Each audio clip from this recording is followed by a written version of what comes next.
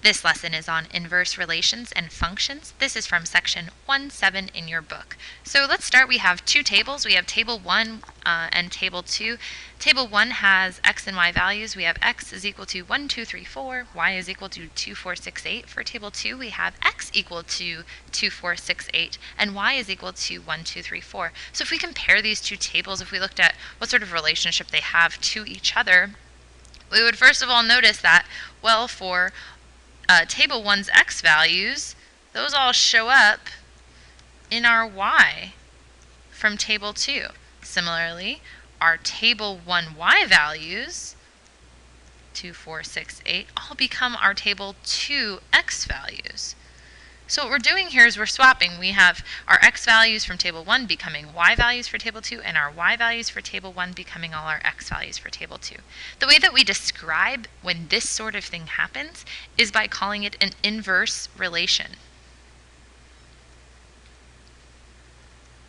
An inverse relation exists if and only if one relation contains BA whenever the other relation contains AB. So the coordinates BA for the coordinates AB, or XY for YX. When graphed, inverse relations can create reflections about the line y equals x, which sort of makes sense, right? We're swapping our y for our x, where in one situation we had x, the other one we have y, so we're setting our y equal to x essentially, and that creates a reflection about that point. So we've seen reflections in the past around our x-axis or our y-axis. We've also seen reflections about the origin. Reflections around the point or around the line y equals x. We know what the line y equals x looks like. It's just a linear equation with a slope of 1, positive 1, and it goes through the origin. So if we had this original function over here, we have y equals 2x plus 3, and we were to reflect that around y equals x, we end up with this other equation over here, y equals 2x plus 3, we know goes through the y-intercept of positive 3.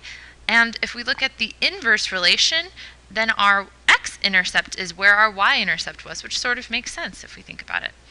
If an inverse of a function is also a function, we call this the inverse function, which is obvious, I hope, or helpful maybe.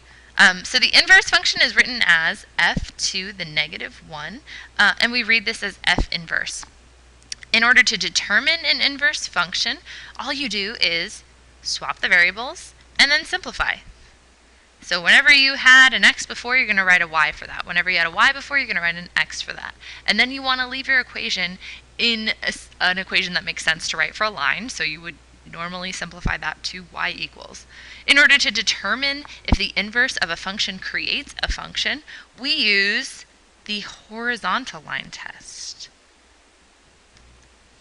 Now, if we remember, there was a vertical line test in our past lives, and what we did with that was we took this vertical line, for example, this pencil here, and we ran it across our function, and we tried to determine if for every single input we only have one output, then we're going to say that this is a function. So for every x that we have, we do not get more than one y, then okay, cool, you're a function. Pass the test. The horizontal line test determines whether or not the inverse of that original function is a function. So what that means is that our output is created by only one input. So we have a one-to-one relationship. If we take this horizontal pencil across y equals 2x plus 3, we're going to notice, okay, we only hit one y for every x and one x for every y. So the one y for every x is the vertical line test. The one x for every y is the horizontal line test. And we actually can verify, okay, is our inverse a function? Oh boy, that pencil got really fat. If we look at the vertical line test of our inverse function, if it passed the horizontal line test of our original function, it will be a function, and it will also then, therefore, pass the vertical line test when we look at our inverse function. Something else to note is that the inverse of our inverse function of our f to the negative 1 is equal to the function f. So if you were to try to evaluate some f to the negative 1 and the inverse of that, you would end up with the original equation, which makes sense. You're basically reflecting it about that same line, y equals x, and you're going to end up with wherever you started. Let's do an example. Determine whether f has an inverse function. If it does, find the inverse function and state any restrictions on its domain. So with this f of x equals square root of x minus 4, I'm going to rewrite this with some y's just to make our lives a little bit easier for a second. So we have y equals the square root of x minus 4, and what the first thing we want to do is swap those variables. Swap. So we have x in place of our y is equal to y in place of our x minus 4 all under the radical. In order to get rid of this, we are going to square both sides. Square, square, x squared is equal to y minus 4 because the square and square root goes away. And in order to rewrite this, we're going to add that 4 to both sides. And we have y equals x squared plus 4.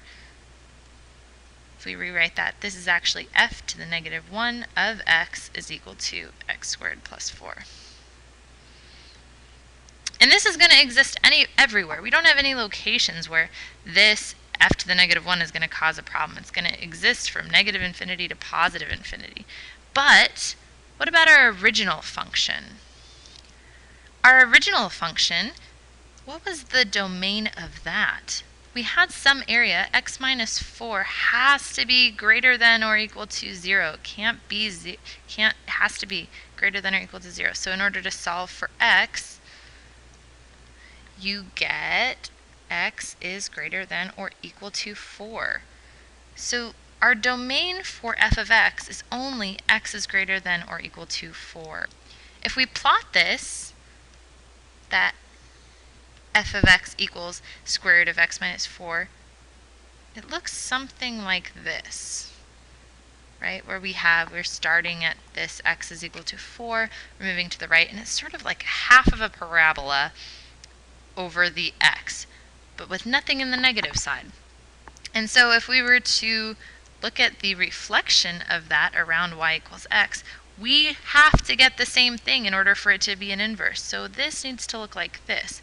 Well, we know this x squared plus 4 function actually has another tail to it, but we're not going to use that tail because that would not be the inverse of this function, x minus 4. So our domain for this has to start from 0, and then we can move to infinity. And our range for this starts at 4 and goes to infinity. Domain is 0 to infinity. Range is 4 to infinity. Well, what do we notice about that compared to our original function? In this original function, we had square root of x minus 4. Our range was from 0 to infinity. We only had positive, and our domain was from 4 to infinity. So another thing you notice is that it swaps those values also. And it has to be true for both. So this x squared plus 4, we had some restrictions. It's not x squared plus 4 everywhere. It's only within this domain and range, from 0 to infinity for the domain, from 4 to infinity for the range. Here's a better picture of that graph. They're similar, but here's a slightly better one. So you can determine whether f and g are inverse functions by examining the composition of f and g, or the combination, if you call it that. Should be calling it the composition though. So two functions are inverse functions if and only if if we go back to composition, we have f of g of x. And when we have two inverse functions, let's say f and g were inverse, then when we take the composition f of g of x, we end up with x, just that actual value x. That's what we're going to have. So if you had if we took the composition of this x and y, where x of y is equal to y squared plus 4, and y of x is equal to x minus 4. Let's call that something that makes more sense. If we had f of x is equal to x squared plus 4, and f